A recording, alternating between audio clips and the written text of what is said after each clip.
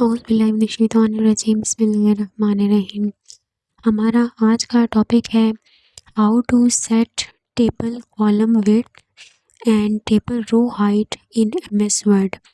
यानी कि MS word के अंदर हम किसी टेबल के अंदर कॉलम की चौड़ाई को किस तरह से सेट कर सकते हैं और किसी रो की हाइट को किस तरह से सेट कर सकते हैं।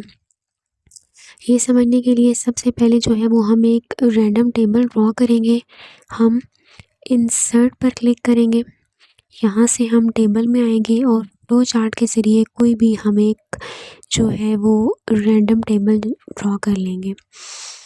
अब एमएस वर्ड में जो कॉलम की चौड़ाई है या जो रो की ऊंचाई है, इसको चेंज करने के हमारे पास दो तरीके हैं।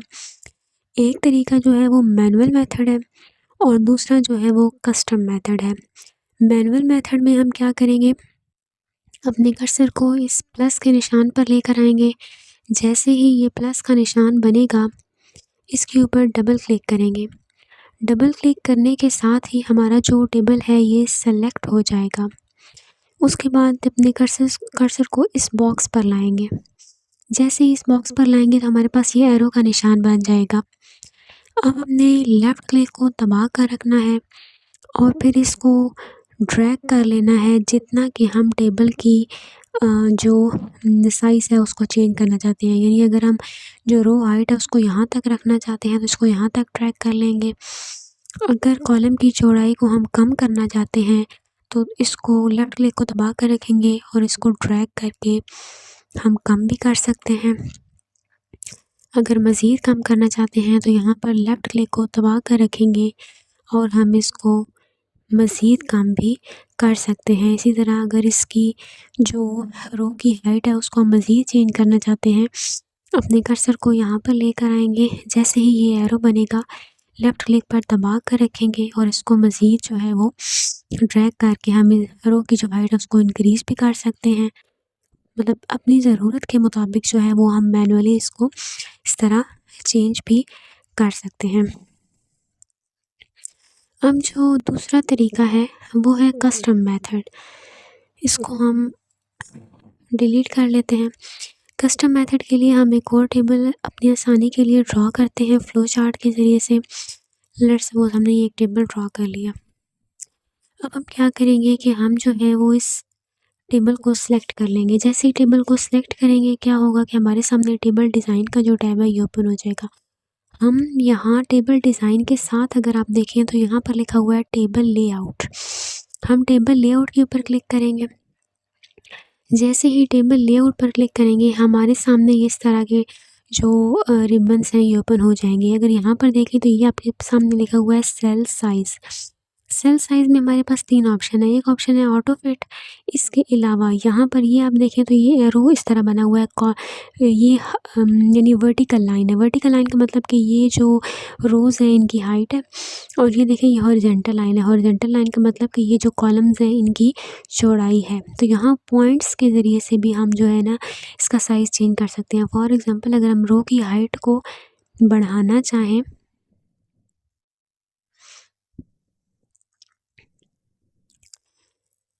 तो हम इसको इस तरह से इंक्रीज़ कर सकते हैं। यानी जिस रो की हाइट को हम बढ़ाना चाहते हैं उस पर हम कंट्रोल ज़ेड करके इसको वापस लेकर आते हैं। जिस रो की हाइट को हम बढ़ाना चाहते हैं वहाँ पर अपना कर्सर लेकर आएंगे और फिर यहाँ से हम उतने पॉइंट्स इंक्रीज़ कर लेंगे जितनी कि हम इसकी हाइट को बढ़ाना चाहते हैं। इसी तरह जिस कॉलम की चौड़ाई को हम कम या ज़्यादा करना चाहते हैं उस कॉलम पर अपना कर्सर ले जाएंगे और यहाँ से जो इसकी चौड़ाई है कॉलम की वो हम कम भी कर सकते हैं। जैसे आप देखें तो ये साथ साथ इंक्रीज़ हो रही है और इस तरह से इसको कम करेंगे पॉइंट्स तो ये साथ साथ ही डिक्रीज़ होती जाएगी। तो यहाँ से हम कस्टम तरीके से जो है वो कॉलम की विड्थ और रोज़ की हाइट को चेंज कर सकते हैं। अब हम एक और चीज़ सीखते हैं। हम एक टेबल जो है वो ड्रॉ कर लेते हैं। लेट्स सपोज ये हमने टेबल ड्रॉ कर लिया। यहाँ से एक तो हमने जो सीखा ना कि कस्टम तरीके से हम कॉलम की जो विड्थ है और रोज़ की हाइट है वो किस तरह से चेंज कर सकते हैं। इसका एक और भी तरीका है। लेट्स सपोज़ अब ये कॉलम है, इस कॉलम की जो विड्थ है या इस कॉलम की जो चौड़ाई है वो मैं चेंज करना चाहती हूँ। तो हम क्या करेंगे कि हम अपने कर्सर को यहाँ पर लाएँगे, जैसे ये निशान बनेगा इस पर लेफ़्ट क्लिक को दबा कर रखेंगे और ये इस तरह से भी हम कॉलम को मूव भी कर सकते हैं, ठीक है।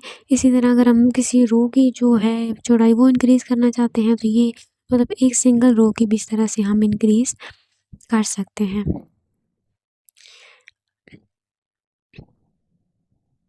यहाँ पर ये निशान आएगा, लेफ़्ट क्लिक को दबा कर रखेंगे और साथ-साथ जो है ये हम इनकी विड्थ को इंक्रीज़ इस मैनुअल तरीके से भी कर सकते हैं, ये इस तरह से, ठीक है। यहाँ पर ये निशान बनेगा, लेफ़्ट क्लिक को दबा कर रखना है, तो इस तरह से भी जो है वो हम रोज़ की जो ऊंचाई है उसको चेंज कर सकते हैं अपनी ज़रूरत के मुताबिक। अब फॉर एग्ज़ाम्पल हम यहाँ पर कोई डाटा लिखते हैं। लेट्स सपोज़ यहाँ मैंने लिखा सीरियल नंबर, यहाँ पर हमने लिखा नेम ऑफ स्टूडेंट। नेक्स्ट पर हमने लिख दिया फादर नेम। नेक्स्ट पर हमने फॉर एग्ज़ाम्पल लिख दिया जी मार्क्स। अब हम ये सीखेंगे कि हम एमएस वर्ड के अंदर किसी टेबल के अंदर जो हमने टेक्स्ट लिखा होगा उसको किस तरीके से अलाइन कर सकते हैं। इसके लिए सबसे पहले हम एक रैंडम टेबल ड्रॉ करके उसमें कुछ डाटा लिख लेंगे।